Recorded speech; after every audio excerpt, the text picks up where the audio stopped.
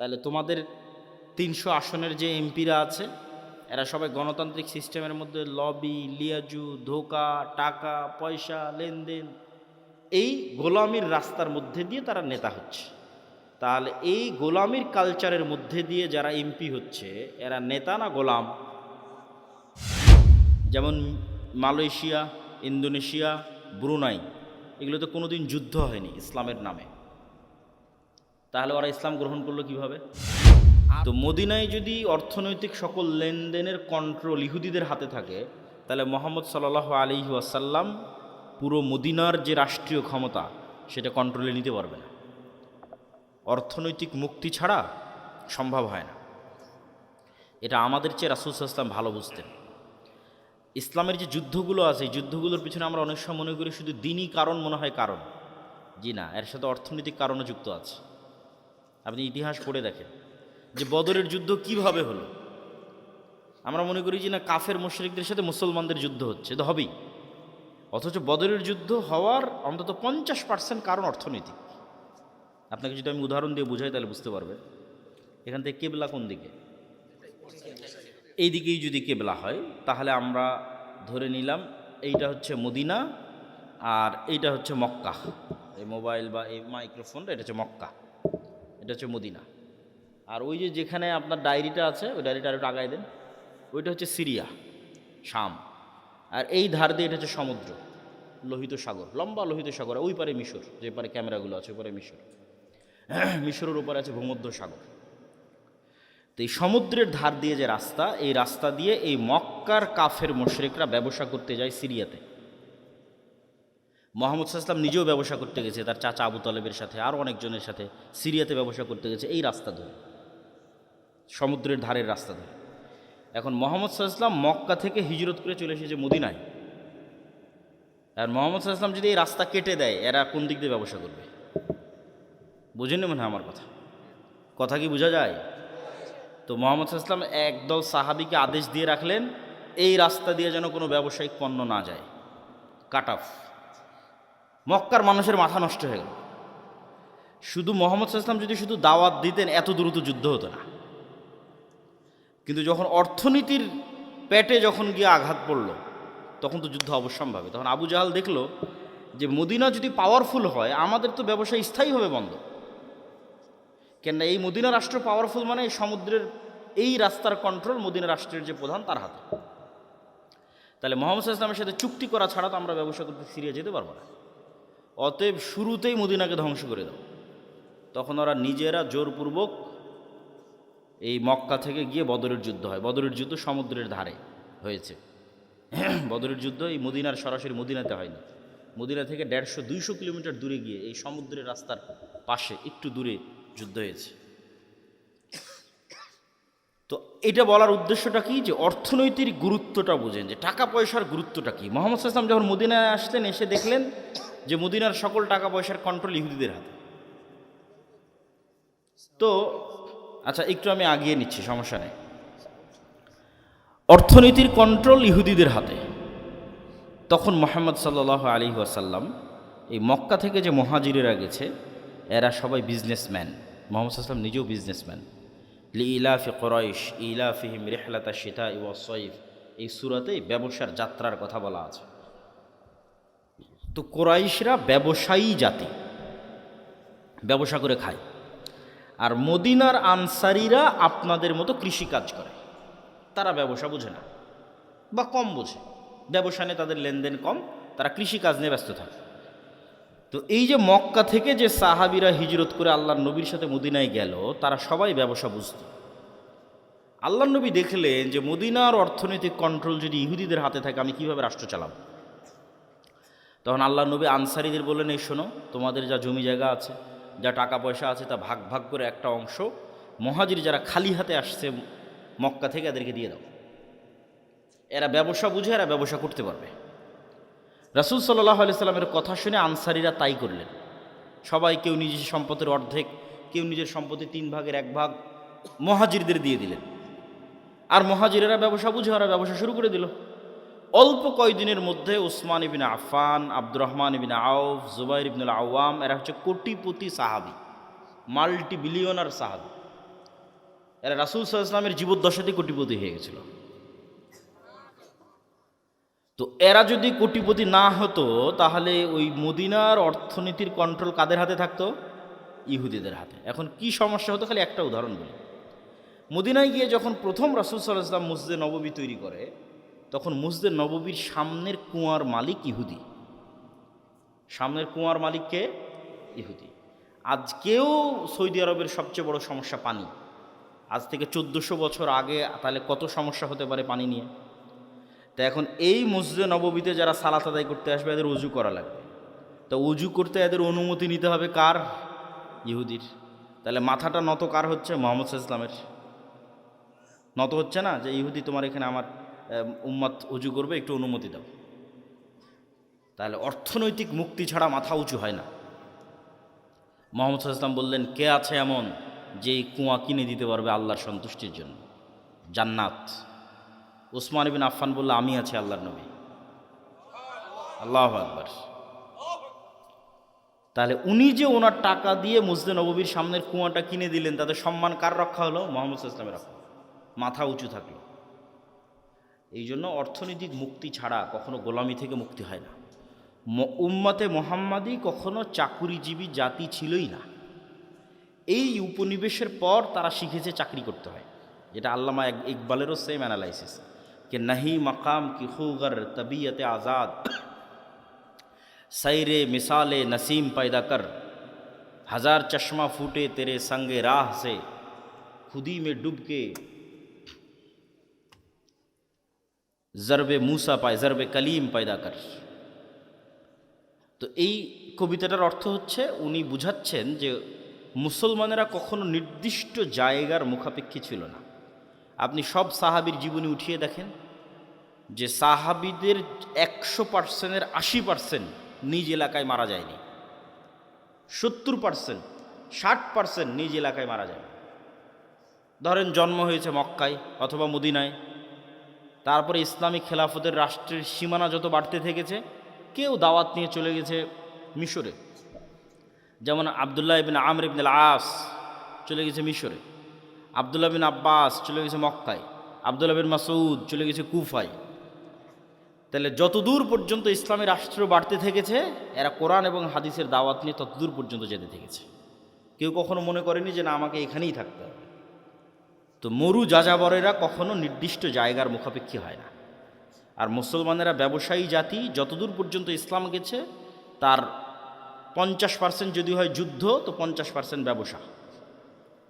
যেমন Malaysia, Indonesia, Brunei, এগুলোতে কোনো দিন যুদ্ধ হয়নি ইসলামের নামে। তাহলে ওরা ইসলাম গ্রহণ করলো কিভাবে? আরব ব্যবসায়ীরা ব্যবসা করতে করতে চলে গেছে মালয়েশিয়া, ব্যবসা করতে করতে চলে গেছে ইন্দোনেশিয়া, ব্যবসা করতে করতে চলে গেছে ব্রুনাই। ব্যবসা করতে গিয়ে সেখানে মানুষজন তাদের আচার আচরণ, সত্যবাদিতা, ন্যায়পরায়ণতা দেখে ইসলাম গ্রহণ করেছে, এলাকাকে এলাকা, এলাকাকে এলাকা। তো মুসলমানেরা ব্যবসায়ী জাতি। ব্যবসা ছাড়া টাকা ইনকাম করে আপনি দান করতে পারবেন না শান্তি মতো। আর জান্নাত শুধু ইবাদত দিয়ে জান্নাত 100% কনফার্ম করা কঠিন। আবার শুধু পাপ মুক্ত থাকার চেষ্টা করেও 100% জান্নাত কনফার্ম করা কঠিন। যেমন এখানে কেউ দাঁড়িয়ে বলা কঠিন যে আমি আমার জীবনে এক ওয়াক্ত সালাত কাজা করিনি, অথবা এটা দাঁড়িয়ে বলা খুব কঠিন যে আমি প্রত্যেক 5 ওয়াক্ত সালাতের শুরু থেকে শেষ পর্যন্ত শুধু আল্লাহর কথা স্মরণে রাখি, আর কারো কথা, দুনিয়ার কোনো কথা আমার মাথায় আসে না। এটা বলা কঠিন। তাহলে কেউ কিয়ামতের মাঠে দাঁড়িয়ে আল্লাহকে বলতে পারবে না যে আল্লাহ আমি এক ওয়াক্ত সালাত কাজা দিইনি, অথবা আমাকে জান্নাতে দিতেই হবে। এই চ্যালেঞ্জ দেওয়া কঠিন, জান্নাত দিতেই হবে। অথবা কেউ দাঁড়িয়ে বলবে যে আল্লাহ আমি একটাও গুনাহ করিনি, আমাকে জান্নাত দিতেই হবে, এটাও চ্যালেঞ্জ দেওয়া কঠিন। তাহলে জান্নাতে যাওয়ার জন্য আল্লাহর রহমতের ভিখারি। আল্লাহ ভালো মতো ইবাদত করতে পারিনি, অনেক গুনাহ করেছি, ক্ষমা করে দাও, আল্লাহ দয়া করলে এবার জান্নাত। কিন্তু জান্নাত কনফার্ম করার দুইটা রাস্তা আছে, চ্যালেঞ্জ, যে জান্নাত আমারই, যাবই। একটা হচ্ছে জীবন আল্লাহর রাস্তায় দিয়ে শহীদ হয়ে যাওয়া, এটা কনফার্ম 100%। শহীদের রক্ত জমিনে পড়ার আগে তার যদি ইবাদতেরও কোনো কমতি থাকে ওটাও মাফ, আর যদি কোনো গুনাহ থাকে ওটাও মাফ। তাহলে একটা কনফার্মেশন পাওয়া গেল যে জীবন যদি আল্লাহর রাস্তায় দিয়ে দেওয়া যায় জান্নাত কনফার্ম। আরেকটা কনফার্ম করার রাস্তা হচ্ছে টাকা, অর্থনৈতিক ইবাদত। এটাতে জান্নাত কনফার্ম হয়, আল্লাহ জান্নাত বিক্রি করবে। ঠিক যেমন আপনাদের গাইবান্ধা শহরে, গোবিন্দগঞ্জ, সাঘাটা, বগুড়া, গুলশান, বনানী, দুবাই, এগুলোতে যেমন প্লট বিক্রি হয়, আপনি ফ্ল্যাট কিনেন, এরকম আল্লাহ সুবহানাহু ওয়া তাআলা জান্নাতের প্লট সেল করবে, বিক্রি করবে। কোরআন মাজিদে অ্যানাউন্স দেওয়া আছে, বিজনেস হিসেবে ঘোষণা দেওয়া আছে, বিক্রি হিসেবে ঘোষণা দেওয়া আছে। আমি বানিয়ে বলতেছি না। ইন্নাল্লাহ আশতারা মিনাল মুমিনিনা আনফুসাহুম ওয়া আমওয়ালাহুম বিআন্না লাহুমুল জান্নাহ হাল আদুল্লুকুম আলা তিজারাতিন তুনজিকুম মিন আযাবিন নার। তাহলে আল্লাহ বিজনেসও ঘোষণা দিয়ে রেখেছে, আল্লাহ সুবহানাহু ওয়া তাআলা ক্রয় বিক্রয় ঘোষণা দিয়ে রেখেছে। তাহলে জান্নাতের বাড়ি, আপনাদের ভাষায় প্লট, ফ্ল্যাট আল্লাহ বিক্রি করবে, সেল করবে, এবং এটাকে আল্লাহ ব্যবসা বলছে। এবং এই ব্যবসাটা শতভাগ লাভজনক। কেন শতভাগ লাভজনক সেটাও বলবো। তো তার আগে বুঝি যে টাকা দিয়ে জান্নাত কিভাবে কিনা যাবে। দুনিয়াতেই আল্লাহ সুবহানাহু ওয়া তাআলা অসংখ্য ইবাদতের কমতিতে টাকার জরিমানা দিয়ে মাফ করার ব্যবস্থা করেছেন, এবং অসংখ্য গুনাহের কাফফারায় টাকার জরিমানা দিয়ে মাফ করার ব্যবস্থা করেছেন দুনিয়াতে। যেমন কেউ হজ এবং ওমরা করতে গেছে, ওমরা করতে গিয়ে কোনো একটা ইবাদত ছুটে গেছে, বড় একটা ইবাদত, জামরায় হয়তো পাথর মারতে যেতে পারেনি, তাহলে ইবাদতে কমতি হয়ে গেছে। এখন আল্লাহ রাসূল বলতেছে, ঠিক আছে, কমতি যেহেতু হয়ে গেছে, তুমি একটা দম, একটা দুম্বা, একটা খাসি আল্লাহর রাস্তায় কুরবানি করে দাও, ওইটা এটাকে মেকআপ করবে, কাভার দিবে। তাহলে টাকা দিয়ে ইবাদতের কমতি পূরণ করা যাচ্ছে। এবার গুনাহের কাফফারা, রমাজান মাসে দিনের বেলায় কেউ তার স্ত্রীর সাথে সাংসারিক জীবনে গেছে, আল্লাহ সুবহানাহু ওয়া তাআলা কোরআনে আয়াত অবতীর্ণ করে বলতেছে গোলাম আজাদ করতে হবে অথবা ৬০ জন মিসকিনকে খাওয়াতে হবে। তো গোলাম আজাদ করতেও টাকা লাগবে, ৬০ জন মিসকিনকে খাওয়াতেও টাকা লাগবে। তাহলে টাকাটা দিয়ে গুনাহের কাফফারা হচ্ছে দুনিয়াতেই। এই সেম নিজাম ব্যবস্থা কিয়ামতের মাঠেও থাকবে। যেমন দুনিয়াতে আপনি অসুখ বিসুখ পড়ে গেলে ক্লিনিকে, মেডিকেলে নিয়ে গেলে টাকা পয়সার দরকার হয়, বিদেশে নিয়ে গেলে আরও দরকার, সিঙ্গাপুর, থাইল্যান্ড, ব্যাংকক নিয়ে গেলে আরও টাকা লাগবে। ছেলে মেয়েকে স্কুল, কলেজ, ইউনিভার্সিটিতে পড়াতে টাকা লাগবে, বিপদ আপদ, বিবাহ শাদী টাকা লাগে, কেস, কোর্ট কাচারি, মামলা মোকদ্দমা টাকা লাগে, এগুলো টাকা দিয়ে পার হওয়া যায়। একই ঘটনা কিয়ামতের মাঠে ঘটবে। কিন্তু সমস্যা হচ্ছে কিয়ামতের মাঠে নতুন করে টাকা অ্যারেঞ্জ করার কোনো সিস্টেম নাই। কিয়ামতের মাঠে কারো থেকে ধার নেওয়ারও কোনো সিস্টেম নাই। তাহলে কিয়ামতের মাঠে আমাকে এবং আপনাকে ধনী অবস্থায় উঠতে হবে, যে আজ কিয়ামতের মাঠে উঠেছি কোটি টাকার মালিক অবস্থায়। তাহলে বাঁচার রাস্তা আছে। ইবাদতের কমতিতেও ওই কোটি টাকা কাজে দিবে, গুনাহের কাফফারাতেও ওই কোটি টাকা কাজে দিবে। মানুষ যারা পাওনাদার আসবে, আল্লাহ আমার নামে গীবত করেছে, অপবাদ দিয়েছে, মিথ্যা বলেছে, এই সেই যা আছে, হক দেয়নি, যা আসবে সবগুলো কাভার দেওয়া যাবে, মেকআপ দেওয়া যাবে যদি ধনী অবস্থায় কিয়ামতের মাঠে উঠে। যেমন দুনিয়াতে আপনি ধনী থাকলে কাভার দিতে পারেন যে কোনো সমস্যা, কিয়ামতের মাঠেও যদি ধনী অবস্থায় উঠেন কাভার দিতে পারেন। কিন্তু কিয়ামতের মাঠে ধনী অবস্থায় ওঠার জন্য এখন থেকেই ব্যাংকে জমা করতে হবে, আল্লাহর ব্যাংকে, পরকালের ব্যাংকে এখন থেকে জমা করতে হবে। এবং আল্লাহ সুবহানাহু ওয়া তাআলার সাথে এই ব্যবসা কেন লাভজনক সেটাও বলি। আল্লাহ যে বলছেন তোমরা আমার সাথে ব্যবসা করো, এটা শতভাগ লাভজনক। কেন লাভজনক? আপনি যদি আজকে সাঘাটা বাজারে একটা জমি কিনেন, তাহলে জমিওয়ালা আপনার দেওয়া টাকা নিয়ে চলে যাবে, ওই টাকার উপর আপনার কোনো কন্ট্রোল থাকবে না, কোনো দখল থাকবে না, আর জমিটা আপনি তার থেকে বুঝিয়ে নেবেন। এখন আল্লাহ সুবহানাহু তাআলার জন্য আপনি পরকালের অ্যাকাউন্টে যে টাকা জমা দিবেন, ওই টাকা কি আল্লাহ নিয়ে চলে যাবে? ওই টাকা দিয়ে যদি আপনি মসজিদে একটা এসি বা একটা ফ্যান লাগান, ওই ফ্যানের বাতাস কে খাবে? আপনিই তো খাবেন। ওই টাকা তো আর আল্লাহ নিয়ে গেলেন, আর ফ্যানের বাতাস আল্লাহ খাবে না। ধরেন আপনি টাকা দিয়ে একটা গরু জবাই দিলেন, ওই গরুর গোস্ত কে খাবে? আপনিই খাবেন না? ওই গরুর গোস্ত আল্লাহর কাছে চলে যাবে, আল্লাহ নিয়ে যাবে? আল্লাহ খাবারের মুখাপেক্ষী নয়। তাহলে আরেকজনের সাথে যখন লেনদেন হচ্ছে তখন টাকা কিন্তু চলে যাচ্ছে, আর আল্লাহর সাথে যখন লেনদেন হচ্ছে তখন ওই টাকা আমি ভোগ করতেছি, মাঝখান থেকে ফিরি ফাও আল্লাহ জান্নাত দিয়ে দিচ্ছে। তাহলে আল্লাহর সাথে ব্যবসায় কোনো লস আছে? কোনো লস নাই। ধরেন এই প্রতিষ্ঠানে আপনি দান করলেন, এই প্রতিষ্ঠানে দান করে এখানে পড়বে গে আপনার ছেলে মেয়ে, কেউ যদি বেতন পায় আপনার গ্রামের ছেলে মেয়ে, তাহলে মাঝখান থেকে তো আপনি ফ্রিতে জান্নাত পাচ্ছেন। টাকাটা তো দুনিয়াতেই থাকতেছে, দুনিয়ার মানুষই খাচ্ছে, আপনি আপনার আত্মীয় স্বজন পাড়া প্রতিবেশী তারাই খেয়ে শেষ করে দিচ্ছে। তো যাক, আমি বক্তব্যের শুরুতেই কথাগুলো বললাম যে আপনাদের মধ্যে যদি এখন, আমি জানি না যে এখানে কেউ স্বেচ্ছাসেবক পাঠিয়ে বৈঠকি দান সংগ্রহ করবে কি না, কিন্তু দান অর্থনৈতিক ইবাদত, অত্যন্ত শক্তিশালী একটি ইবাদত। যদি যায় তাহলে আপনারা সকলেই অংশগ্রহণ করার চেষ্টা করবেন। এই বলে আমি আমার এবং তোমাদের যারা মাদ্রাসা কর্তৃপক্ষ আছে তাদেরও যদি যাওয়ার সিস্টেম থাকে পাঠাতে পারো। এই কথা বলে আমরা আমাদের মূল বক্তব্যের দিকে এগিয়ে যাচ্ছি। আমাদের মূল বক্তব্য হচ্ছে গোলামি থেকে মুক্তির রাস্তা। এটাই বক্তব্যের আলোচ্য বিষয়। 5টা পয়েন্টে আমরা সংক্ষিপ্ত করে আলোচনা করব। ঈমান বিল গায়বে ইয়াকিন, আল্লাহ সুবহানাহু ওয়া তাআলার সাহায্য ছাড়া বিজয় হয় না।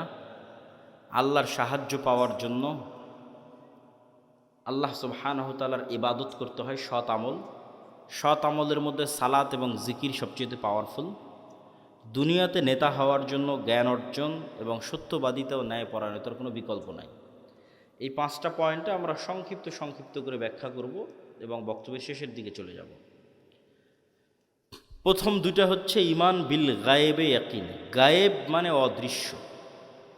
আজকের যুগের মুসলমানদের সবচেয়ে বড় সমস্যা হচ্ছে আসলে প্রকৃত অর্থে মুসলমানদের ঈমানই নাই,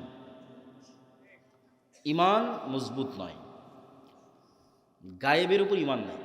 কেন আজকের দুনিয়া বেশি বাস্তববাদী, বেশি বস্তুবাদী, বেশি দুনিয়ামুখী।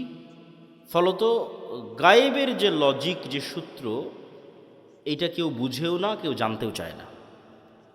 কিন্তু গায়েবের কার্যকরণের সূত্র এবং লজিক সবচেয়ে পাওয়ারফুল।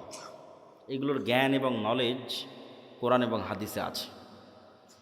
যেমন কিছুক্ষণ আগে দানের কথা বললাম, ওইটার সাথে একটা সূত্র দেখেন, a+b² মতো সূত্র, যে দুনিয়ার লজিকে আমি যদি ধরেন পকেটে আমার 1000 টাকা থাকে, তাহলে 1000 টাকা থেকে যদি আমি 500 টাকা দান করি, এই যে 1000 টাকা, এখান থেকে 500 টাকা যদি দেই আপনাকে, তাহলে 500 টাকা দুনিয়ার কাগজে কলমের হিসাবে কমে গেল।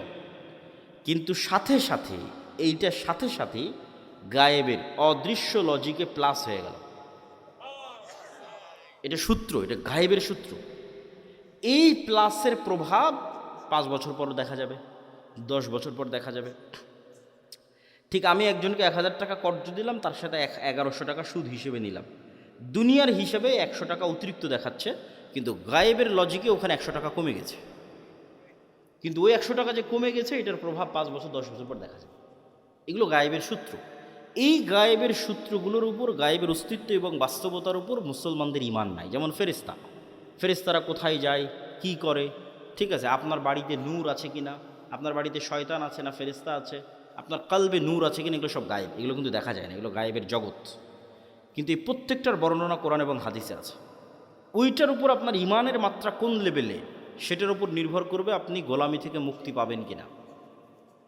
ঠিক গায়েবের আর একটা বড় অংশ হচ্ছে পরকাল, জান্নাত জাহান্নাম, বারজাখী জীবন, এগুলো গায়েব। প্রত্যেক জগতের পরবর্তী জগতের কিছু আলামত পূর্বের জগতে থাকে। যেমন আমাদের পরের জগৎটা হচ্ছে বারজাখী জগৎ। তো বারজাখী জগতের কিছু চিহ্ন, ওটা গায়েব। ওই গায়েবের জগতের কিছু চিহ্ন এই জগতে আছে। সেটা হচ্ছে ঘুম। প্রতিদিন আমরা একবার করে বারজাখী জগতে চলে যাই, বা বারজাখী জগতের একটা স্বাদ নিয়ে আসি। মৃত্যুর পরবর্তী জীবনটাও এরকম, কিয়ামত হওয়ার আগ পর্যন্ত।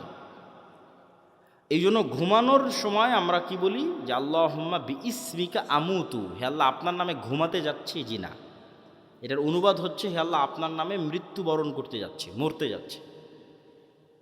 ঠিক পরের দিন সকালে যখন ঘুম থেকে উঠি, তখন কিন্তু এটা বলা নাই যে আল্লাহ আপনার রহমত, আপনার দয়া, ঘুম থেকে উঠলাম। জি না, আহইয়ানা বাদামা আমাতানা, হে আল্লাহ মরে গেছিলাম, মরা থেকে বেঁচে উঠলাম।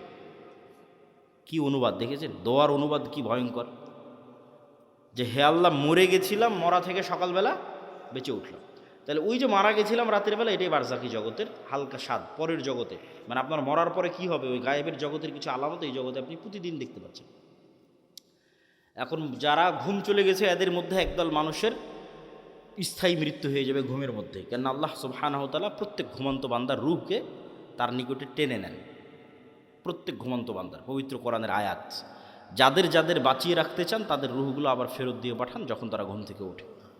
তো রুহ মানে হচ্ছে দেখা, শোনা এবং চিন্তা করার শক্তি, এটা রুহ থেকে আসে। এই জন্য আমরা যখন ঘুমাই তখন আমার দেখার শক্তিও নাই, আমার শোনার শক্তিও নাই, আমার চিন্তা করার শক্তিও নাই, তাহলে এখন আমার রুহ নাই। শরীরের সাথে একটা সম্পর্ক বজায় রেখে বের হয়ে গেছে, হালকা একটা সম্পর্ক বজায় রেখে বের গেছে। ওই সম্পর্কটা যদি আল্লাহ কাট করে দেয়, এটা স্পট ডেড, আর উঠতে পারবে না পরের দিন সকালে। কিন্তু রুহের প্রকৃত কাজ হচ্ছে দেখা, শোনা, চিন্তা করা, এটা রুহের প্রকৃত কাজ। ঘুমের সময় যখন এই কাজগুলো অফ হয়ে যায় তখন রুহ বের হয়ে যায়। ঠিক এবার বারজাকি জগতে যখন আপনি চলে গেছেন তখন পরের জগতের কিছু আলামত আপনি কবরের জগতে পাবেন। মানে পরের জগৎটা তো জান্নাত এবং জাহান্নাম, কিয়ামতের পরের যে জান্নাত জাহান্নাম, তখন কবরে থাকা অবস্থাতেই জান্নাতের মৃদু আবহাওয়া আসবে, তাহলে আলামত দেখাচ্ছে যে এর পরের যে জগৎ, সে জগতে তুমি জান্নাতে যাবা, সেটার কিছুটা আলামত নেও। যেমন দুনিয়াতে থাকতে তুমি ঘুমের মাধ্যমে পরের জগতের কিছু আলামত নিতা, এখন তুমি বারজাকি জগতে আছো, এখানে থাকা অবস্থায় এর পরের জগতের কিছু আলামত নাও। যদি জাহান্নামের হয়, শাস্তিযোগ্য বান্দা হয়, তাহলে জাহান্নামের গরম বাতাস আসতে থাকে তার কবরে। সরাসরি কিন্তু ওকে জাহান্নামে দেওয়া হয়নি, সরাসরি জান্নাতে দেওয়া হয়নি, কিন্তু তার পরের জগতে কি হবে তার কিছু ফিলিংস সে ওখানেই পাচ্ছে। এবং মানুষের আমলের ধরন অনুযায়ী এই রূহগুলো বিভিন্ন পর্যায়ে থাকে, আমলের ধরন অনুযায়ী। যেমন যারা শহীদ, তাদের রূহগুলো পাখি হিসেবে জান্নাতে উঠতে থাকে এবং খাবারও গ্রহণ করতে থাকে, ইউরজাকুন, রিজিক দেওয়া হয়। তাহলে যারা শহীদ হয়ে গেল এদের রূহ পাখি হিসেবে জান্নাতে উঠতেছে। এদের চেয়েতেও যারা শ্রেষ্ঠ, শহীদদের চেয়েতেও যারা টপ লেভেলের রূহ, তারা আল্লাহ সুবহানাহু ওয়া তাআলার আরশের নিচে ঝুলন্ত অবস্থায় থাকে বারজাকি জগতে। এদের চাইতেও যারা টপ লেভেলের শ্রেষ্ঠ, তারা হচ্ছে নবীরা। তারা দুনিয়া থেকে মৃত্যুবরণ করেছে, কিন্তু নবীদের বারজাকি জগতের জীবনযাপন আরও উন্নত পর্যায়ে, মানে কোয়ালিটি আরও বেশি। কোয়ালিটিটা কেমন? রাসূলুল্লাহ সাল্লাল্লাহু আলাইহি ওয়াসাল্লাম যখন গেলেন প্রথম আসমান, দ্বিতীয়, তৃতীয়, চতুর্থ, পঞ্চম, ষষ্ঠ, সপ্তম, সব আসমানে নবীদের সাথে কথা হয়েছে। তো নবীরা তো মরে গেছে দুনিয়াতে, তাহলে ওখানে কীভাবে কথা হচ্ছে? নবীদেরকে সাথে করে না সালাত কীভাবে হচ্ছে? তথা নবীদের বারজাকি জগতের যে জীবন, সেটা বারজাকি জগতে আর যত রূহ আছে তাদের চেয়ে টপ কোয়ালিটির জীবন, যেখানে ইবাদত করাও সম্ভব, যেখানে কথা বলাও সম্ভব। মুসা আলাইহিস সালাম তো কতদিন আগে মরে গেছে, কিন্তু মুসা আলাইহিস সালামের সাথে মুহাম্মদ সাল্লাল্লাহু আলাইহি ওয়াসাল্লামের দেখা হচ্ছে মেরাজের সফরে এবং কথা বলতেছে। তো এটা হলো বারজাকি জগতের জীবন, যেটা কিয়ামতের পূর্ব পর্যন্ত এবং মৃত্যুর পরের। তাহলে এগুলো তো গায়েব। এই গায়েবগুলোর উপর আপনার ঈমান, ইয়াকিন কোন পর্যায়ের, আপনি কোন জায়গা থেকে এগুলোর উপর ঈমান রাখেন? এগুলোকে আপনি চোখে দেখতে পাওয়ার মতো ঈমান রাখেন, না বাস শুনলাম দেখলাম শেষ? যতক্ষণ পর্যন্ত চোখে দেখতে পাওয়ার মতো ঈমান অর্জন এই জিনিসগুলোর উপর না হবে, ততক্ষণ পর্যন্ত গোলামি থেকে মুক্তির রাস্তা তৈরি হবে না। এই জন্য ঈমান মজবুত করা সবচেয়ে জরুরি।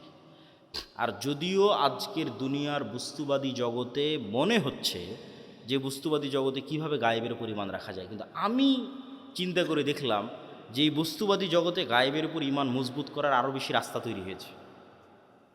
আমার চিন্তা, আমি উল্টাভাবে চিন্তা করেছি যে মানুষ মনে করতেছে যে সে মোবাইলের আনন্দ বিনোদনের মধ্যে ডুবে যাচ্ছে, মদ, জুয়া, আড্ডা, পৃথিবীতে এমন কোনো গুনাহের রাস্তা নেই যেটা বর্তমানে উন্মুক্ত হয়নি, ফলত সে কীভাবে গায়েবের উপর ইয়াকিন রাখবে? গায়েবের তো কোনো আলামত কোথাও দেখাই যায় না। কিন্তু আমি চিন্তা করে দেখলাম যে না, আমরা আধুনিক যুগে যা যা ব্যবহার করতেছি তা আমাকে গায়েবের প্রতি ইয়াকিন তৈরি করতে আরও বাধ্য করা উচিত। কিভাবে আপনাকে বলি, আজ থেকে 100 বছর আগে এই সাঘাটার কোনো মানুষকে যদি এখন জীবিত করা হয়, 100 বছর আগে এই প্রোগ্রামে নিয়ে এসে বসানো হয় মুরব্বির জায়গায় দিয়ে, তাকে আমি বলবো যে মুরব্বি, আমি এখন যে কথা বলতেছি আমার এই কথাটা না 1000 কিলোমিটার দূরে আমেরিকাতে এখন বাজতেছে, এখন আমার এই কথা উড়ে গিয়ে আমেরিকাতে এখন বাজতেছে, কয়েক হাজার কিলোমিটার দূরে। মুরব্বি তো বিশ্বাস করতে পারবে না যে বলে এখানে বলবে, এখানে বাজবে লন্ডনে সাথে সাথে, এ কেমনি সম্ভব? এ তো গায়েব। এটা কিন্তু 100 বছর আগে এটাই গায়েব, 100 বছর আগে এটাই গায়েব। অথচ আমি কথা বললে আমার এই কথা উড়ে আমেরিকা, পৃথিবী যেই দিন সৃষ্টি হয়েছে সেই দিন থেকেই যায়। বুঝেন না মনে হয় আমার কথা? এটা মানুষ জানতো না। এটা তো আলোর গতির মধ্যে, আলোর মধ্যে ডাটা ট্রান্সফার হয়, এই জ্ঞান মানুষের ছিল না। কিন্তু ট্রান্সফার তো ভাই যেই দিন থেকে আল্লাহ পৃথিবী সৃষ্টি করেছে সেই দিন থেকেই হয়।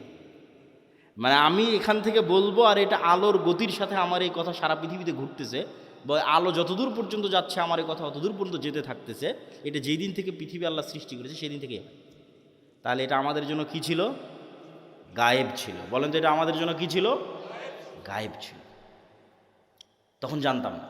তাহলে এইটা যদি সম্ভব হয় যে কথা বলবো এখানে আর আলোর গতিতে সেই কথা গিয়ে বাজবে আমেরিকায়, এবং আমেরিকায় বসে মানুষ শুনতেছে, এখন লন্ডনে বসে মানুষ শুনতেছে, আপনারা টিভি মোবাইলে ব্যবহার করতেছেন, তাহলে এটা ব্যবহার করা অবস্থায় আপনি কিভাবে বিশ্বাস করতেছেন যে এই কথা আল্লাহ শুনতেছে না? বলেন আল্লাহু আকবার। আপনি মোবাইল ব্যবহার করা অবস্থায় মানুষ আপনার কথা শুনে নিচ্ছে মানুষের তৈরি করা যন্ত্র দিয়ে। আমার এখনকার কথা মানুষ শুনে নিচ্ছে ইংল্যান্ডে বসে থেকে, আমেরিকায় বসে থেকে, আর আমি বিশ্বাস করতেছি আরে আমি যে কথা বলছি এটা তো মনে হয় আল্লাহ শুনতে পাচ্ছে না। তাহলে আপনি আধুনিক প্রযুক্তির প্রত্যেক যে জিনিস ব্যবহার করতেছেন ওই জিনিসে এবার এই স্টাইলে চিন্তা করবেন যে মানুষ যদি এই পর্যন্ত করতে পারে তাহলে আল্লাহ কোন পর্যন্ত করতে পারে। তাহলে আপনি যত চিন্তা করবেন তত গায়েবের উপর আপনার ইয়াকিন বাড়বে। যেহেতু ভয়ঙ্কর আমরা গেড়াকলে ফেসে গেছি। বর্তমান বিজ্ঞান এটাই বলতেছে যে কাফা বিনাফসিকাল ইয়াউমা আলাইকা হাসিবা, যে আজকে তোমার হিসাবের জন্য তুমি যথেষ্ট। আলজামনাহু তায়রাহু, মানুষের সাথে মানুষের পাখিকে আমি মানুষের ঘাড়ের সাথে বেঁধে দিয়েছি, শাব্দিক অনুবাদ করলাম। তো কেমনে মানুষ তার হিসাবের জন্য নিজেই সে যথেষ্ট, আলাদা করে হিসাব করা লাগবে না, এইটার একটু দু একটা উদাহরণ দেই। এই যে আমরা এখানে কথা বলতেছি, এই কথা এখন আলোর সহযোগিতায় পৃথিবীর বাংলাদেশের সব জায়গায় পৌঁছে যাচ্ছে। তো এই আলোটা যতদূর যাচ্ছে এই কথা কিন্তু এই আলোর মধ্যে আছে। শুধু কথা না, আমার দৃশ্য, আমার ছবি, আমার ভিডিও এই আলোর মধ্যে আছে। আলো ডাটা ট্রান্সফার করতে পারে, যেটা দিয়ে এরা ক্যামেরার কাজ করতেছে, মোবাইলের কাজ করতেছে, সেটাই। তো এখন আমরা যদি পৃথিবীতে এমন একটা যন্ত্র আবিষ্কার করি যেটা আলোর চেয়ে বেশি জোরে দ্রুত চলে, এটা আবিষ্কার করা মানুষের পক্ষে সম্ভব নয়। কল্পনা করেন যে আমরা একটা অলৌকিক কার্যকলাপের মাধ্যমে একটা মেশিন তৈরি করলাম আলোর চেয়ে জোরে চলে, দিয়ে এখন আজ থেকে 15 বছর আগে চলে গেছি, আলোর চেয়ে বেশি গতিতে 15 বছর আগে চলে গেছি। তো 15 বছর আগে সাঘাটার মাটি থেকে যে আলোটা ছুটেছে আকাশের দিকে, ওই আলোটা এখন যে জায়গায় আছে আমি ওর আগে গিয়ে বসে গেছি, ওর আগে গিয়ে পৌঁছে গেছি, আলোটাকে ধরবো। ওই আলোটাকে ধরার সময় যদি ওখানে আমি কোনো একটা মেশিন সেট করতে পারি, তাহলে 15 বছর আগে এই সাঘাটার মাটিতে বসে আমি যা করেছি তা লাইভ দেখতে পাবো। 15 বছর আগে সাঘাটার মাটিতে আমি যা বলেছি তা আমি লাইভ শুনতে পাবো। এগুলো একটাও হারিয়ে যায়নি, সব আলোর মধ্যে আছে। ওই যে বিজ্ঞান ব্যবহার করতেছে, এখন এখান থেকে উড়িয়ে নিয়ে গিয়ে আমেরিকা লন্ডনে বাজাচ্ছে, তোর তো আলোর সহযোগিতা, ওখান থেকে হারায় না। যে ধরতে চাইবে তোমাকেও ধরতে পারবে। যে তুমি রাতের অন্ধকারেও যদি কিছু করে থাকো সেটাও আলোর মধ্যে ভেসে থেকে গেছে, ওটা ধরা যাবে। লাইভ বদরের যুদ্ধ দেখা সম্ভব। শুধু আলোর গতিতে 1500 বছর আগে চলে যেতে হবে, তাহলে বদরের যুদ্ধ লাইভ দেখা যাবে ক্যামেরা দিয়ে আর মোবাইল দিয়ে। মোহাম্মদ সাল্লাল্লাহু আলাইহি ওয়াসাল্লামের হাদিস সহজ। আমাদেরকে যদি আল্লাহ সুবহানাহু ওয়া তাআলা ধরতে চায় তাহলে অন্তত এখনকার বিজ্ঞান অনুযায়ী গায়েবের উপর আরও ইয়াকিন তৈরি হওয়া উচিত যে আমরা তো বড় বিপদে আছি। শুধু এই একটা নয়, এই যে পুনরুত্থান, আল্লাহ সুবহানাহু ওয়া তাআলা মানুষকে জীবিত করতে চায়, জীবিত করবে। তো মানুষের ডিএনএ যদি এখনকার বিজ্ঞান 10,000 বছর আগে ধরো যে ডাইনোসর চলে গেছে তার ডিএনএ যদি পাই, তাহলে ওর ক্লোন করে কাছাকাছি ওই মানের, ওর ওই ডাইনোসরের কি ছিল না ছিল সব কিছু বের করে নিয়ে আসতে পারবে। তো মনে করো তুমি মাটির সাথে মিশে হারিয়ে গেছো, তোমার ওই যে হাড় আছে ওইটা যদি বিজ্ঞানীরাই পায় আজ থেকে 20-50 বছর পর, ওখান থেকে যদি ডিএনএ বের করে নিয়ে আসতে পারে, হাড় বাদ দিলাম, তোমার চুলের 10 ভাগের 1 ভাগও যদি পাওয়া যায়, ওখান থেকে তোমার ডিএনএ যদি বের করা যায়, তাহলে ডিএনএ বের করলে তো যত দ্রুত এই সায়েন্স অগ্রগতি লাভ করতেছে, অদূর ভবিষ্যতে দেখবা যে তোমার ডিএনএ দিয়ে তোমার লিভার তৈরি করা যাচ্ছে, তোমার ডিএনএ দিয়ে তোমার কিডনি তৈরি করা যাচ্ছে, খালি রুহটা দিতে পারবে না। তাহলে বিজ্ঞানীরাই তোমাকে 10,000 বছর পর আবার বানাতে পারবে, খালি রুহটা দিতে পারবে না। তাহলে বিজ্ঞানীরাই যদি এই পর্যন্ত করতে পারে, তা আল্লাহ সুবহানাহু ওয়া তাআলা তোমাকে পুনরায় জীবিত করতে পারবে না? খুবই ভয়ঙ্কর। আল্লাহ সুবহানাহু ওয়া তাআলা অতি দ্রুত এবং অতি সহজে তোমাকে পুনরায় জীবিত করবে। এই জন্য মানুষের শরীরের সাথে মাটির প্রচণ্ড মিল আছে, প্রচণ্ড মিল আছে মানুষের শরীরের সাথে মাটির। আমরা যা খাবার খাই সব মাটি থেকে আসে, যা আমাদের পেটের মধ্যে ঢুকতেছে এমন কোনো খাবার নাই যেটা তুমি মাটির সংস্পর্শ ছাড়া তৈরি করতে পারবা, আলোর সংস্পর্শ ছাড়া তৈরি করতে পারবা, পানির সংস্পর্শ ছাড়া তৈরি করতে পারবা, কিছু নাই। বলো কই আমি গরুর গোস্ত, তো গরু কি খায়? ঘাস খায়। ঘাস কোথায় হয়? মাটিতে হয়। কোনো খাবার নাই পৃথিবীতে যেটা ওখান থেকে আসতেছে না। তাহলে একটা কলা তৈরি হলো, মাটির কলার গাছ তৈরি হলো, কলার মধ্যে কি আছে? Magnesium, calcium. ওই সেম ম্যাগনেসিয়াম ক্যালসিয়াম তোমার শরীরের মধ্যে আছে। তাহলে ওই ম্যাগনেসিয়ামটা মাটির থেকে আসতেছে। তাহলে মাটির ম্যাগনেসিয়াম আর তোমার শরীরের ম্যাগনেসিয়াম সেম। আজকে আল্লাহ ওই কলা তোমার শরীরের মধ্যে দিয়ে এখানে কোষ তৈরি করতেছে, ব্লাড তৈরি করতেছে। এই কোষ, এই সেম ব্লাড ওই মাটির মধ্যেই তৈরি হয়ে যাবে। কেন? সেম জিনিস ওখান থেকে এখানে আসতেছে। শুধু আল্লাহ এই শরীরের উপযুক্ত করার জন্য গাছগুলোকে তৈরি করে দিয়েছে, যাতে সরাসরি মানুষ মাটি খেতে পারবে না, ওখান থেকে ওই মাটির রস শুষেনে যে কলা হবে সেটা মানুষ খেতে পারবে, ওইটা রস শুষেনে যে আম হবে সেটা খেতে পারবে। কিন্তু ওই আমের মধ্যে যে ভিটামিন আছে ওই ভিটামিন মাটি থেকে এসেছে, ওইটা আমার সেম শরীরের মধ্যে আছে। তাহলে আমার শরীরের মধ্যে যা যা আছে তা মাটিতেও আছে। তাহলে মাটিতে সেল তৈরি করা মানে শরীরের কোষ তৈরি করা, মাটির মধ্যে কোষ তৈরি করা, মাটির মধ্যে ব্লাড তৈরি করা, এটা অনটুর ব্যাপার, সেকেন্ডের ব্যাপার। এই জন্য কবর থেকে মানুষ এভাবে তরতর তরতর করে তরতাজা গাছের মতো পরকালে কবর থেকে উঠে আসবে, মাটি থেকে উঠে আসবে। তো সম্মানিত উপস্থিতি, তাহলে আপনি গায়েবের ওপর যতক্ষণ ইয়াকিন তৈরি না করবেন ততক্ষণ আপনি সঠিক সিদ্ধান্ত নিতে পারবেন না। আপনার কাছে মনে হবে এই দুনিয়ায় আমার কাছে সব কিছু, অতএব আপনার সকল সিদ্ধান্ত হবে দুনিয়ামুখী। আর যখন আপনি মনে করবেন যে না এই দুনিয়া আমার কাছে কিছুই নয়, আসলে আমার প্রকৃত বসবাসের জায়গা জান্নাত, অতএব আমাকে এখানে বসে থেকে জান্নাতে ঘর বানাতে হবে, আমাকে এখানে বসে থেকে জান্নাতের বাগানে গাছ লাগাতে হবে, আমার স্থায়ী থাকার জায়গা হচ্ছে জান্নাত। এই কল্পনাটা যেই দিন যত মজবুত হবে তত গোলামি থেকে মুক্তির রাস্তা সহজ হবে। এই কল্পনাটা মজবুত হওয়া জরুরি। আল্লাহ সূরা বুরুজের মধ্যে বলছেন ওমা রাকামু মিনহুম ইল্লা ইউমিনু বিল্লাহিল আজিজিল হামিদ, যে সূরা বুরুজের ঘটনায় পুরো একটা এলাকার মানুষকে জ্বলন্ত আগুনে নিক্ষেপ করে দেওয়া হয়েছে, হয় ইমান পরিত্যাগ করো না হলে আগুনে ঝাঁপিয়ে পড়ে মরে যাও। তো মা তার কোলের সন্তান সহ আগুনে ঝাঁপ দিয়ে পড়ে যাচ্ছে। এটা কেমনে সম্ভব? এটা সম্ভবের একটাই রাস্তা, ওরা যে আগুনে ঝাঁপ দিচ্ছে ওই আগুনকে ওরা নিশ্চিত জান্নাত মনে করতেছে। আর বাড়িতে ফিরে গেলে যে এসি ফ্রিজ ফ্যানের বাতাস আছে ওইটাকে ওরা নিশ্চিত জাহান্নামের আগুন মনে করতেছে। শুধু মনে করা নয়, ইয়াকিনের লেভেলে ওদের বিশ্বাস। ফলত ওরা আগুনে ঢুকতেছে না জান্নাতে ঢুকতেছে? জান্নাতে ঢুকতেছে। এটা ছাড়া আপনি ঢুকতে পারবেন না, এই লেভেলের ইয়াকিন ছাড়া আপনি ঢুকতে পারবেন না। ওরা তো আগুনে ঢুকতেছে না, জান্নাতের মধ্যে ঢুকতেছে, দেখতে পাচ্ছে এটা জান্নাত। এই সেম পরীক্ষা তো দাজ্জালের পরীক্ষা এরকমই হবে। দাজ্জালের জান্নাত হবে জাহান্নাম, দাজ্জালের জাহান্নাম হবে জান্নাত।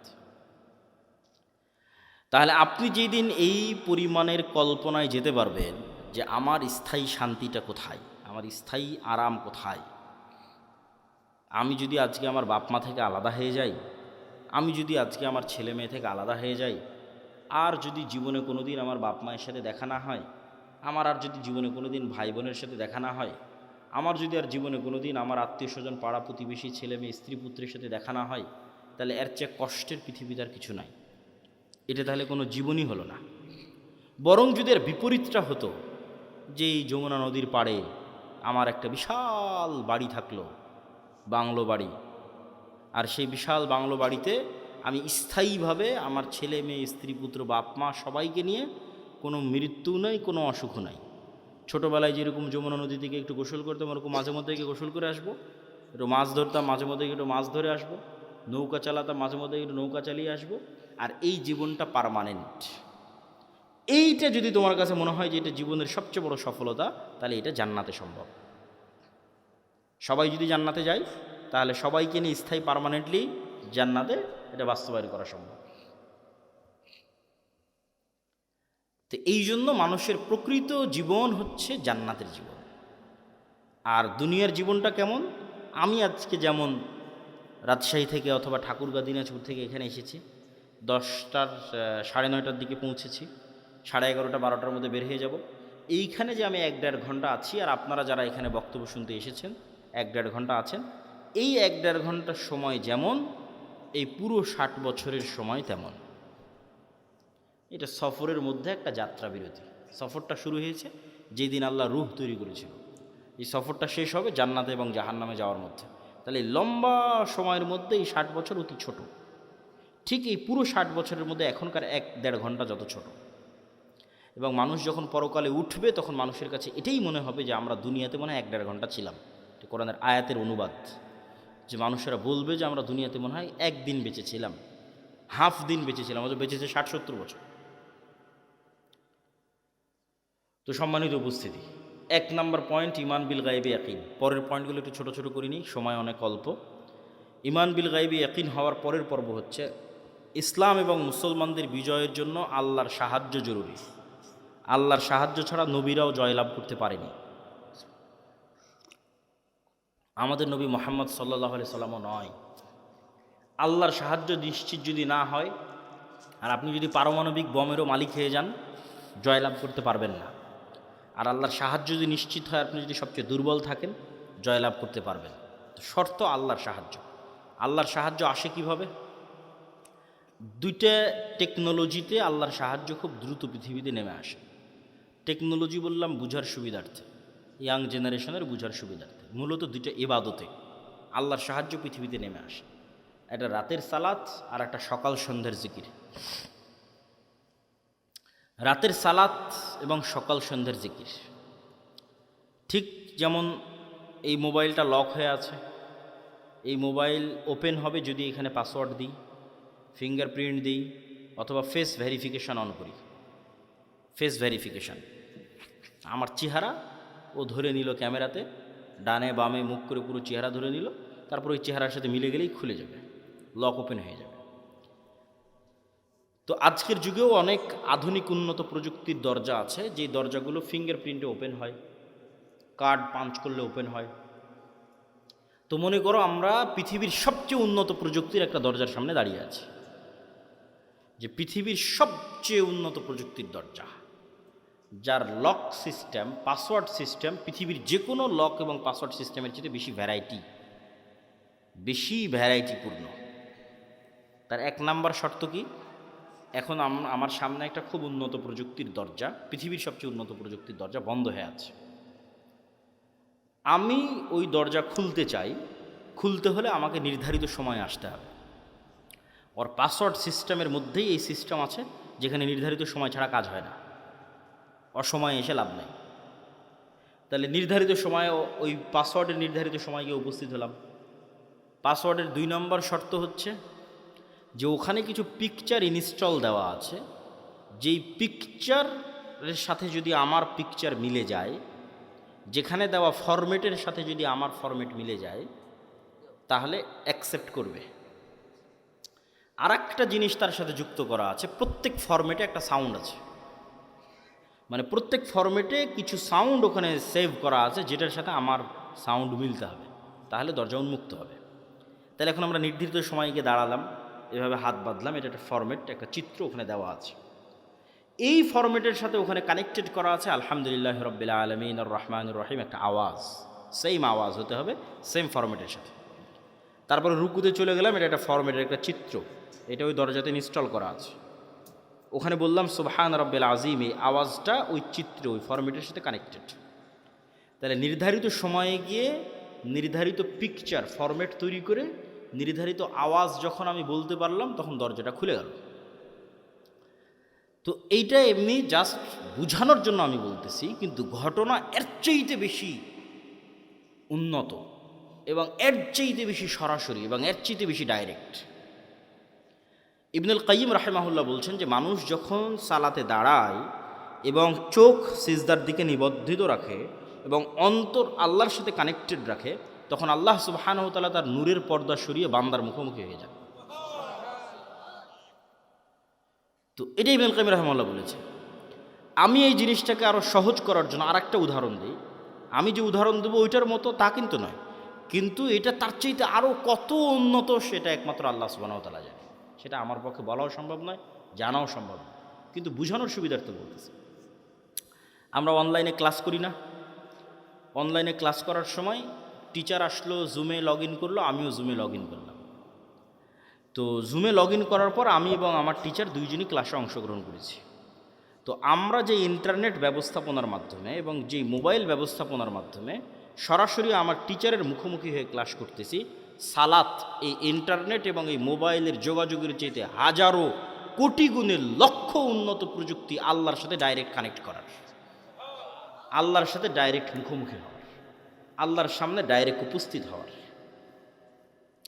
তাহলে আল্লাহর সাহায্য পৃথিবীতে নেমে আসবে, এটার লক এবং পাসওয়ার্ড এই আল্লাহর সাহায্যের দরজা উন্মুক্তই হয় সালাত দিয়ে সাথে সাথে। এই জন্য রাসূলুল্লাহ সাল্লাল্লাহু আলাইহি ওয়াসাল্লাম সূর্যগ্রহণে সালাত আদায় করেন, চন্দ্রগ্রহণে সালাত আদায় করেন, বৃষ্টি প্রার্থনার জন্য সালাত আদায় করেন, জানাজার জন্য সালাত আদায় করেন। সালাত আল্লাহর সাথে ডাইরেক্ট কানেকশনের, পৃথিবীর আসমানি জগতের সাথে, গায়েবী জগতের সাথে, দুনিয়ার জগতের কানেকশনের মাধ্যম, যোগাযোগের মাধ্যম। এইটি দিয়ে আসমান থেকে সহযোগিতা নেমে আসে। এই জন্য রাসূল সাল্লাল্লাহু আলাইহি ওয়াসাল্লাম বদরের যুদ্ধের আগের দিন লম্বা রাতের সালাত আদায় করতেছে, সবাই ঘুমিয়ে গেছে, উনি ঘুমাননি। আবু বকর রাদিয়াল্লাহু তাআলা ক্লান্ত হয়ে বলছেন, কাফা কা মুনাশাদাতাকা রাব্বাক, আরে আপনি নবী হয়ে এত বলা লাগে আল্লাহকে, এত লম্বা রাতের সালাত, এত লম্বা দোয়া। কিন্তু মুহাম্মদ সাল্লাল্লাহু আলাইহি ওয়াসাল্লাম খুব ভালো করে জানেন, আবু বকরের চেয়েও ভালো করে জানেন যে আসমান থেকে সহযোগিতা নামাতে হলে সালাতে দাঁড়াতেই হবে। আসমান থেকে সহযোগিতা নিয়ে আসতে হলে রাতে উঠতেই হবে, নির্ধারিত টাইমে, নির্ধারিত ফরম্যাটে, নির্ধারিত আওয়াজে, নির্ধারিত সিস্টেমে অন্তরকে আল্লাহ সুবহানাহু ওয়া তাআলার সাথে কানেক্টেড রেখে সালাতে দাঁড়াতে হবে। তাহলে আল্লাহ সুবহানাহু ওয়া তাআলার সাহায্য নেমে আসবে, এর বাইরে কোনো রাস্তা নাই। আর একটা ইবাদত যেটা দিয়ে আল্লাহ সুবহানাহু ওয়া তাআলার সাহায্য পৃথিবীতে নামে, এটা বলে বক্তব্যের শেষের দিকে চলে যাব, সেটা হচ্ছে জিকির। সকাল সন্ধ্যার জিকির, অথবা এমনিতেও জিকির। জিকিরকে সহজ করে বোঝানোর জন্য আমি বলি, ইয়াং জেনারেশনের বোঝানোর জন্য, সহজ করে বোঝানোর জন্য বলি যে এটা হচ্ছে সাউন্ড টেকনোলজি, শব্দ বা আওয়াজ ভিত্তিক একটা প্রযুক্তি। আমাদের আধুনিক সভ্যতা দাঁড়িয়ে আছে, এই যে ক্যামেরা এবং মোবাইলের সভ্যতা দাঁড়িয়ে আছে আলোর উপর, ওয়েভ, তরঙ্গর উপর, যেটা প্রথমে তোমাদের বুঝালাম যে পুরো ইন্টারনেটের এই সভ্যতাটা দাঁড়িয়ে আছে, মোবাইলের এই সভ্যতা দাঁড়িয়ে আছে আলোর তরঙ্গের মধ্যে দিয়ে ডাটা ট্রান্সফার হয়। লিখলে ওখানে থাকে, ভিডিও দিলে ওখানে দেখা যায়, অডিও ভিডিও সবই ওই আলোর মধ্যে আছে, বাতাসের হাওয়ার মধ্যে আছে। ওটাকে ইউজ করে কাজে লাগানো, এটাই হলো আধুনিক সভ্যতার মূল ভিত্তি।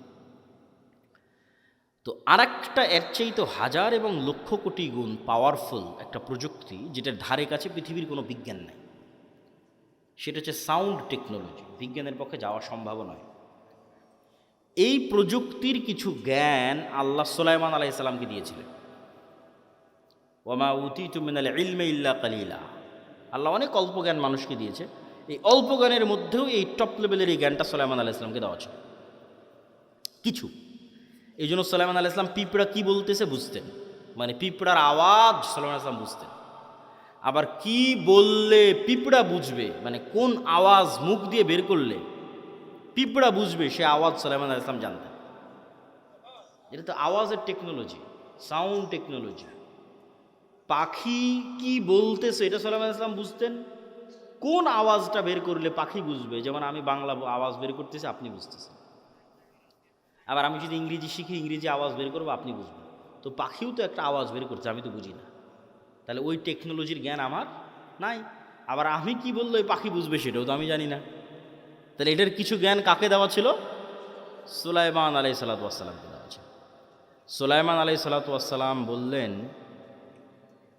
যে বিলকিসের সিংহাসন নিয়ে আসতে হবে। তো ইফরিতুম মিনাল জিন, ইফরিত নামক একটা জিন দাঁড়িয়ে বলল যে আপনার চেয়ার থেকে উঠার পূর্বেই অথবা দাঁড়িয়ে থেকে বসার পূর্বেই আমি বিলকিসের সিংহাসন নিয়ে আসব। সুলাইমান আলাইহিস সালাম রাজি হলেন না এটাতে। তখন এমন একজন ব্যক্তি যাকে আল্লাহ জ্ঞান দিয়েছিল, এভাবে বলা আছে কোরআনে, এটা কোরআনের আয়াত। এ এখন জিন না মানুষ, ওর নাম কি তা উল্লেখ করা নেই, খালি বলা আছে এমন একজন ব্যক্তি যাকে আল্লাহ কি দিয়েছিল, জ্ঞান দিয়েছিল। সে বলল আপনার চোখের পলক পড়ার পূর্বেই বিলকিসের সিংহাসন এখানে উপস্থিত হবে, জ্ঞান দিয়েছে। তো অনেক মুফাসসিরিনে কেরাম অ্যানালাইসিস করেছে, বিশ্লেষণ করেছে, এবং আমার কাছে মনে হয় হতে পারে, আল্লাহ ভালো জানে, জ্ঞান আল্লাহর কাছে, যে উনি বিশেষ কোনো জিকির জানতেন, যেই জিকির দিয়ে উনি চোখের পলকে সিংহাসনকে সেখান থেকে উঠিয়ে সুলাইমান আলাইহিস সালাতু ওয়াস সালামের সামনে পেশ করে দিয়েছেন। এটা হচ্ছে সাউন্ড টেকনোলজি, বিশেষ কোনো জ্ঞান আল্লাহ ওনাকে দিয়েছেন, যিনি বিলকিসের এই সিংহাসনকে সেখান থেকে উঠিয়ে নিয়েছেন চোখের পলকে। কিভাবে আনা যাবে, কোন প্রযুক্তিতে আনা যাবে, এটার জ্ঞান আল্লাহ তাকে দিয়েছে। কোরআনে বলা আছে এমন একজন ব্যক্তি যাকে আল্লাহ জ্ঞান দিয়েছে। তো আওয়াজ যে খুবই পাওয়ারফুল, আওয়াজ যে খুবই শক্তিশালী, তার দুটো উদাহরণ দিই। এক, আল্লাহ কিয়ামত কায়েম করবে আওয়াজ দিয়ে। ইসরাফিলকে রেডি করা আছে, সামনে বাঁশি আছে, বাঁশিতে ফু দিবে, আওয়াজ তৈরি হবে, আওয়াজে আসমান জমিন ভেঙে যাবে, আওয়াজে পাহাড় আকাশে উঠতে থাকবে, আওয়াজে চন্দ্র সূর্য নক্ষত্র রাজি ভেঙে চূর্ণ বিচূর্ণ হয়ে যাবে। কিয়ামত কায়েম হবে আওয়াজে। গেল এক, উদাহরণ নাম্বার এক। উদাহরণ নাম্বার দুই, কিয়ামতের পূর্বে যখন সবাই মারা যাবে, সবার মৃত্যু হবে, আরশ বহনকারী ফেরেশতার মৃত্যু হবে, জিবরাইল, মালাকুল মউত, সবার মৃত্যু হবে। মৃত্যু হওয়ার পর শুনশান নীরব পৃথিবী ওয়ায়াবকা ওয়াজহু রাব্বিকা যুল জালালি ওয়াল ইকরাম কুল্লু মান আলাইহা ফান, সব শেষ হয়ে গেছে, শুধু মহান আল্লাহ রব্বুল আলামিন, রব্বুল ইজ্জাত, তিনি আছেন। কতদিন এভাবে থাকবে রব্বুল ইজ্জাত জানে, রব্বুল আলামিন জানে। তারপরে উনি যখন পৃথিবীর সব মানুষকে কিয়ামত কায়েম করতে চাইবেন, তখন ইসরাফিলকে জীবিত করে আবার ওই বাঁশিতে ফু দিতে বলবেন, সেখান থেকে একটা আওয়াজ তৈরি হবে, আওয়াজে দুনিয়ার সব মানুষ কবর থেকে উঠে কিয়ামতের মাঠের দিকে উলঙ্গ অবস্থায় দৌড়াতে থাকবে। তাহলে আওয়াজ কত পাওয়ারফুল, আওয়াজের ধরন কত পাওয়ারফুল হতে পারে যে আওয়াজে সব মানুষ জীবিত হয়ে যাবে, আওয়াজে আসমান জমিন ধ্বংস হয়ে যাবে। আওয়াজ যে শক্তিশালী, শব্দ যে শক্তিশালী, বাক্য যে শক্তিশালী, সাউন্ড যে শক্তিশালী, এর আরেকটা উদাহরণ দিয়ে এই পর্বের আলোচনা শেষ করি। আল্লাহ সুবহানাহু ওয়া তাআলা বলছেন ইউসাব্বিহু লিল্লাহি মা ফিস সামাওয়াতি ওয়া মা ফিল আরজ। এটা গায়েবের নিউজ, গায়েবে এটা চলতেছে, আমরা জানি না, আল্লাহ নিজে সংবাদ দিচ্ছে। সেটা কি? আসমান জমিন এবং তার মধ্যে যা কিছু আছে, এই টিস্যু হোক, আর এই পিরিচের প্লেট হোক, আর এই পোস্টার হোক, আর এই গায়ের জামা হোক, আর প্যান্ডেল হোক, আর এই মাইক হোক, আর মোবাইল হোক, এরা 24 ঘন্টা আল্লাহর তাসবিহ পাঠ করতেছে। আল্লাহু আকবার। আসমান এবং জমিনের মধ্যে যা কিছু আছে, কীট পতঙ্গ, পঙ্গপাল, জীব জন্তু, জানোয়ার, সব আল্লাহর তাসবিহ পাঠ করতেছে 24 ঘন্টা। তাহলে 24 ঘন্টা আল্লাহ তাসবিহ পাঠ করতেছে, মানে আওয়াজ বের হচ্ছে। নিশ্চিত থাকেন এগুলো থেকে আওয়াজ বের হচ্ছে, এগুলো থেকে আওয়াজ বের হচ্ছে। এবং এরা শুধু আওয়াজ বের করে না, এরা আওয়াজ বুঝে এবং শোনে। রাসূল সাল্লাল্লাহু আলাইহি ওয়াসাল্লাম বলতেছে, এই কে হইচই করে, কি সমস্যা? এত গুরুত্বপূর্ণ আলোচনা হচ্ছে, তার মধ্যে সমস্যা করলে হয়? এই পিরিচ আওয়াজ শুধু বের করতেছে না, আওয়াজ শোনে। রাসূল সাল্লাল্লাহু আলাইহি ওয়াসাল্লাম বলতেছে, মুয়াজ্জিন যখন আজান দেয়, যতদূর পর্যন্ত তার আওয়াজ যায়, প্রত্যেকটা জীব জন্তু, জড়বস্তু, জড় পদার্থ, কীট পতঙ্গ, পঙ্গপাল, ধূলিকণা, বালিকণা, সব ওই আওয়াজ বুঝে কিয়ামতের মাঠে সাক্ষী দিবে। আল্লাহু আকবার। তাহলে আওয়াজের উপরেই সব দাঁড়িয়ে আছে। এরা 24 ঘন্টা তাসবিহও পাঠ করতেছে, আবার আপনি তাসবিহ পড়লে এরা বুঝতেও পারতেছে। আপনি সুবহানাল্লাহ বলবেন, এ বোঝে সুবহানাল্লাহ, আলহামদুলিল্লাহ বলবেন, এ বোঝে আলহামদুলিল্লাহ, আল্লাহু আকবার বলবেন, এ বোঝে আল্লাহু আকবার। এই জন্য জিকির খুবই পাওয়ারফুল। আর এই জন্য আল্লাহ সুবহানাহু ওয়া তাআলা উম্মতে মুহাম্মাদিকে যেই নিয়ামতটা দিয়েছেন, এটা পৃথিবীর সবচেয়ে শক্তিশালী। মুসা আলাইহি সালাতু ওয়াস সালামের লাঠি এবং ঈসা আলাইহিস সালাতু ওয়াস সালাম যে জীবিতকে মৃত করতেন, আর অন্ধকে চক্ষুষ্মান করতেন, টাক মাথায় হাত দিলে চুল গজিয়ে যেত, এগুলো সবগুলোর চেয়ে পাওয়ারফুল হচ্ছে এই কোরআন। কেন মুসা আলাইহিস সালামের লাঠির চেয়ে তো পাওয়ারফুল? কেন এই কোরআন সরাসরি আল্লাহর নিজের আওয়াজ। বলেন আল্লাহু আকবার। আল্লাহর নিজের সাউন্ড, আল্লাহর নিজের শব্দ, আল্লাহর নিজের বাক্য। পৃথিবীতে থাকা একমাত্র কিছু যা ডাইরেক্টলি কানেক্টেড রব্বুল আলামিনের জাতের সাথে, একমাত্র। আর বাকি পৃথিবীর সব আল্লাহর সৃষ্টি। শুধু কোরআন সরাসরি আল্লাহর আওয়াজ, আল্লাহর সাউন্ড, যা আল্লাহর থেকে জিবরাইল আলাইহিস সালাম শুনেছে, জিবরাইল আলাইহিস সালাম থেকে মুহাম্মদ সাল্লাল্লাহু আলাইহি ওয়াসাল্লাম শুনেছে, তার কাছ থেকে আমরা শুনেছি। তাহলে উম্মতে মুহাম্মাদের উপর সবচেয়ে বড় নিয়ামত হচ্ছে কোরআন, আর এই জন্য সবচেয়ে বড় জিকির হচ্ছে কোরআন। সর্বশ্রেষ্ঠ জিকির হচ্ছে কোরআন তেলাওয়াত। কিন্তু এই কোরআন বুঝলে তো, মানলে তো উম্মতে মুহাম্মাদের মুক্তি হবে। কেউ বুঝেও না, কেউ মানেও না, হাফেজ হয়ে শেষ, তাহলে তো হবে না। শুধু কোরআন আরবিতে পড়া শিখে নিলাম দিয়ে শেষ না। কোরআনে আল্লাহ সুবহানাহু ওয়া তাআলা বোঝার জিনিস দিয়েছেন, চিন্তা করার জিনিস দিয়েছেন, এটা খুব জরুরি।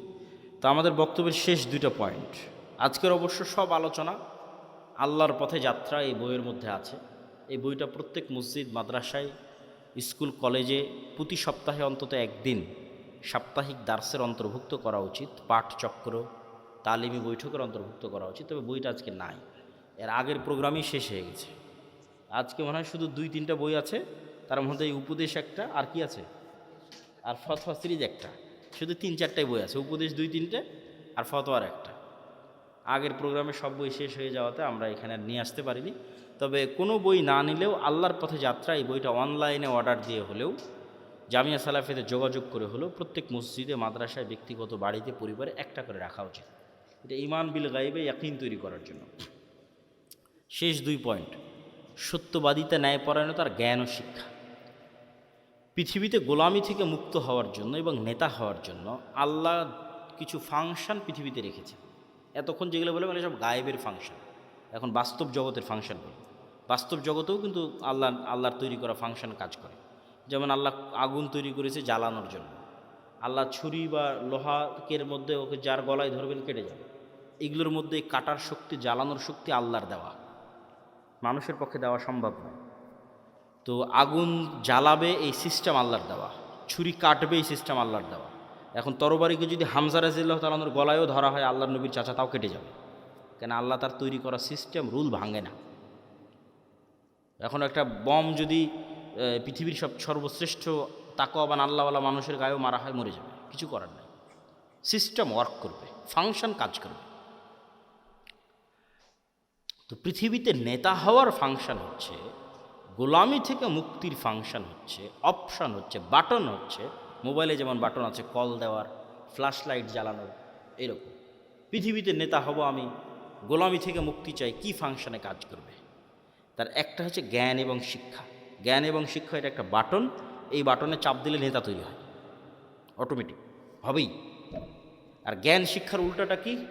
জ্ঞান শিক্ষার উল্টা হচ্ছে যেটা সাঘাটার যুবকেরা করতেছে, free fire, PUBG, TikTok, Facebook, YouTube, reels, বিড়ি, সিগারেট, গাঞ্জা, সময় নষ্ট, আইপিএল, বিপিএল, অনলাইন জুয়া, এগুলো হচ্ছে প্রত্যেকটা জ্ঞানের উল্টা কাজ। ওই ফাংশন, ওই বাটন যে চাপ দিবে ও গোলাম হবে। এখন পৃথিবীতে যদি আমেরিকা এবং ইউরোপের এবং ইসরায়েলের ইহুদিরা জ্ঞান অর্জন করে, আর সাঘাটার যুবকেরা যদি এগুলো করে, তো আল্লাহ সুবহানাহু ওয়া তাআলা কখনোই তার রুলস ব্রেক করে, তার সিস্টেম ব্রেক করে এসে বলবে না, এই ইহুদিরা, খ্রিস্টানেরা, তোরা থাম, তোরা তো অনেক জ্ঞান অর্জন করতেছিস, তোদেরকে নেতা হতে দেওয়া যাবে না। আমার সাঘাটার কিছু মুসলমান জুয়াখোর, মদখোর আছে, ওদেরকে নেতা বানাবো। হবে নাকি? হ্যাঁ, হবে না। তাহলে সাঘাটার যারা জুয়াখোর, মদখোর আছে, এরা গোলাম হবে। এই ফাংশনের উপরেই পৃথিবী দাঁড় করানো আছে। আর ও যদি ইহুদিও হয়েও জ্ঞান অর্জন করে, ও কী হবে? জোরে বলেন না, কি হবে? আরও জোরে বলেন, কি হবে? নেতা হবে। তাহলে গোলামির জিঞ্জির আমাদের হাতে এবং পায়ে আমরাই বাঁধতেছি। জ্ঞান বিমুখ হওয়ার মাধ্যমে আমাদের হাতে এবং পায়ে গোলামির জিঞ্জির আমরাই বাঁধতেছি। গোলামির জিঞ্জির খুলতে হবে নিজেকে, জ্ঞান অর্জন করতে হবে। জ্ঞান এবং শিক্ষা ছাড়া গোলামি থেকে মুক্তির কোনো রাস্তা নাই। 2 নাম্বার আর একটা বাটন হচ্ছে ন্যায়পরায়ণতা এবং সত্যবাদিতা। আর এর উল্টা বাটনটা হচ্ছে 2 নাম্বারই রাস্তা, ধোঁকাবাজির রাস্তা, দুর্নীতির রাস্তা, মিথ্যার রাস্তা। তাহলে এই 2 নাম্বার, মিথ্যা, দুর্নীতি, ধোঁকাবাজি, এটা হচ্ছে গোলামির রাস্তা। সত্যবাদিতার, ন্যায়পরায়ণতার হচ্ছে নেতা হওয়ার রাস্তা। তাহলে তোমাদের 300 আসনের যে এমপিরা আছে, এরা সবাই গণতান্ত্রিক সিস্টেমের মধ্যে লবি, লিয়াজু, ধোঁকা, টাকা পয়সা, লেনদেন, এই গোলামির রাস্তার মধ্যে দিয়ে তারা নেতা হচ্ছে। তাহলে এই গোলামির কালচারের মধ্যে দিয়ে যারা এমপি হচ্ছে এরা নেতা না গোলাম? এত আস্তে বললে হবে? নেতা না গোলাম? গোলাম। নেতা নয়। আপনি মনে করছেন নেতা, কিন্তু নেতা না। কেন নেতা নয় সেটাও বলে দিই। যে এই 2 নম্বরই রাস্তার কালচারের মধ্যে দিয়ে এমপি হচ্ছে, মিনিস্টার হচ্ছে, প্রাইম মিনিস্টার হচ্ছে, ওকে কালকে ভারত আর আমেরিকা টাকা দিয়ে কিনে নিতে পারবে। ওকে বলবে যে বাংলাদেশে যা দুর্নীতি করার লাগে করো, সব টাকা পাচার করে আমার দেশে পাঠাও, জনগণ যখন ধরে মার দিবে আমার দেশে চলে আসে। তাহলে ও নেতা না গোলাম? গোলাম। তাহলে ততক্ষণ নেতা হওয়া যায় না যতক্ষণ শতভাগ সত্যবাদী ন্যায়পরায়ণ না হওয়া যায়। আর কোন রাস্তা নাই পৃথিবীতে নেতা হওয়ার। ওসি, ডিসি, এসপি, মন্ত্রী, মিনিস্টার, এসিল্যান্ড, সাব রেজিস্ট্রার, মাদ্রাসার শিক্ষক, প্রধান শিক্ষক, আলেম, ওলামা, হুজুর, ইসলামী দল, সংগঠন, সবার মধ্যে বাহ্যিক ইসলাম আছে। বেশিরভাগের মধ্যে 50% হয়তো সালাত আদায় করে, 60-70% হয়তো উমরা করে। কিন্তু এই চেয়ারটাতে যখন বসতেছে তখন চেয়ারের আমানত আর রক্ষা করে না। তখন 2 নম্বরই রাস্তা অবলম্বন করে, ঘুষ, সুদ, দুর্নীতি, টাকা পয়সা সবগুলোর মধ্যে ঢুকে পড়ে। তাহলে সে আসলে বুঝেইনি ইসলাম কি, সে আসলে মোনাফিক। সে কি? মোনাফিক। এটা রাসূল সাল্লাল্লাহু আলাইহি ওয়াসাল্লামের হাদিস যে সে মোনাফিক। এখন আপনারা সাগাটার মানুষ কেমনে পরীক্ষা করবেন যে আপনি নেতা হওয়ার যোগ্য না যোগ্য না? জ্ঞান আর শিক্ষার পরীক্ষা তো এমনি করতে পারবেন, জ্ঞান অর্জন শিক্ষার সাথে আছেন কিনা। ন্যায়পরায়ণতা, সত্যবাদিতার পরীক্ষা কেমনে করবেন? আপনারা যদি আপনাদের পিতার সম্পত্তিতে নিজ নিজ বোনকে ন্যায়ের সাথে, ইনসাফের সাথে তার যে সম্পত্তি পাওয়ার হক সেটা দিয়ে থাকেন, তাহলে আপনার মধ্যে নেতা হওয়ার গুণ বিরাজমান আছে। আর যদি না দিয়ে থাকেন, যমুনার চরেরটা বোনকে, আর যেটা বেশি দামি রাস্তার পাশে উঁচু সেটা নিজে, ভিটা বাড়ি নিজের, আর যেটাতে আবাদি হয় না, ডুবে থাকে 6 মাস, সেটা বোনের, অথবা দেনইনি বোনকে, তাহলে আপনার মধ্যে গোলামির স্বভাব বিরাজমান আছে। আপনিও গোলাম, আপনার পরবর্তী 14 পুরুষ পর্যন্ত গোলাম থাকবে। এবং আপনাকে যদি আমি আজকে বাংলাদেশের প্রধানমন্ত্রী বানিয়ে দিই, আপনি গত 16 বছরের চেয়ে বেশি দুর্নীতি করবেন। তাহলে এই যতক্ষণ পর্যন্ত নিজ নিজ জায়গা থেকে সবাই সত্যবাদী এবং ন্যায়পরায়ণ না হয়ে, যতক্ষণ পর্যন্ত বুঝেইনি ইসলাম কি, ওদের নিজেকেই ধোকা দিচ্ছে। মনে করছে আরে আমি হজ করলাম, উমরা করলাম, সালাত আদায় করলাম, মসজিদ মাদ্রাসায় দান করলাম, বিশেষ অতিথি, প্রধান অতিথি হয়ে বসে আছি, আর কি? সব মুনাফিক। ইজা তুমি না খানা, মুনাফিকের আলামত হচ্ছে দায়িত্বের আমানতের সাথে খেয়ানত করে। এদের অন্তরে ঈমান ঢোকেনি, এদের বাহ্যিক ইবাদত কবুল হবে না, এদের বাহ্যিক ইবাদত কাজে দিবে না। লা ঈমান আল ঈমান লা আমানাত লাহু। যে অন্তরে ঈমান ঢুকে গেছে ওই অন্তরে আমানতের খেয়ানত ঢুকতে পারে না। যে অন্তরে আল্লাহর ঈমান ঢুকে গেছে ওই অন্তরে 2 নম্বরই রাস্তা ঢুকতে পারে না। সম্মানিত উপস্থিতি, আল্লাহ সুবহানাহু ওয়া তাআলা আমাদের এই 5টা পয়েন্টের উপর, ঈমান বিল গায়বে ইয়াকিন, তারপরে হচ্ছে আল্লাহর সাহায্য ছাড়া বিজয় হয় না, আল্লাহর সাহায্য দুনিয়াতে আনার জন্য রাতের সালাত, সকাল সন্ধ্যার জিকির, 5 ওয়াক্ত সালাত তো লাগবেই, তাহলে আল্লাহ গণার মধ্যেই ধরবে না, কাউন্টের মধ্যেই ধরবে না। তার পাশাপাশি সর্বোচ্চ পর্যায়ের জ্ঞান এবং সর্বোচ্চ পর্যায়ের শতভাগ ন্যায়পরায়ণতা এবং আমানতদারিতা। এরকম যদি 500টা মানুষও তৈরি হয়, শুধু বাংলাদেশে না পৃথিবীতেই ইসলাম বিজয়ী হয়ে যাবে, শুধু বাংলাদেশে না ইনশাআল্লাহ। এই বলে সংক্ষিপ্ত বক্তব্য এখানে